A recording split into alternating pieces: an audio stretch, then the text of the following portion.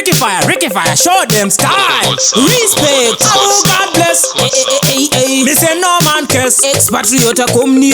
Vanu ava, varkunana ira pamangoma vanu ava, varkukamba ira pamangoma vanu ava, varkubirizira pamangoma fire president zvakadai kanda mo. Saka vanu ava, rekandivatiche mangoma vanu ava, uya undifiche pangoma vanu ava, sure vatimise mangoma expatriot zvakadai kanda mo. Seiko iwe wochidzi Rikiboto, seiko uchidzi fire president. Saka seiko iwe expatriot, seiko iwe wochinzi uri queen. Ndati seiko iwe wochidzi Rikiboto, seiko uchidzi fire president. Ndati seiko iwe expatriot, seiko iwe wochinzi uri queen. 2004 rangarira tropicana, ndakaimba ngoma ndichiri mpana. Respect kati D achiri mupenyu vanoziva here kuti ndainzi ndandidze ngoma.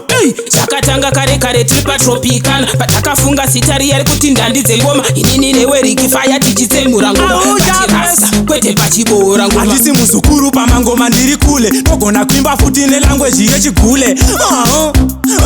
Unyule vakapfeka masketi rekati vafugule.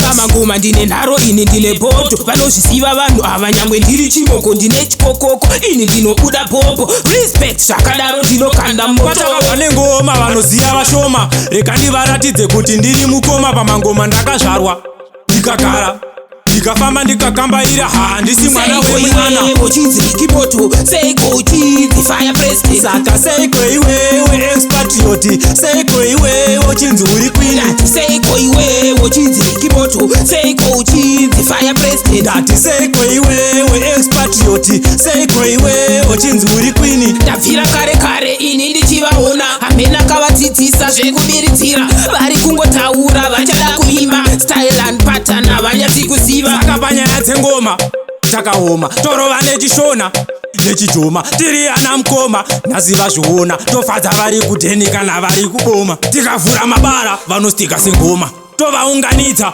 vese mugona, tovapambira sesadza tovamona. Rikiboto expatriot tati sekoma, aiwa tinozvigona. Prince Bara vaudze ndiri mukoma, Madfred vaudze ndiri mukoma, JP vaudze ndiri mukoma. Seiko iwe wochidzi Rikiboto, seiko uchidzi fire president. Saka seiko iwe expatriot, seiko iwe wochinzi uri queen. Ndati seiko iwe wochidzi Rikiboto, seiko uchidzi fire president. Ndati seiko iwe expatriot, seiko iwe wochinzi uri queen.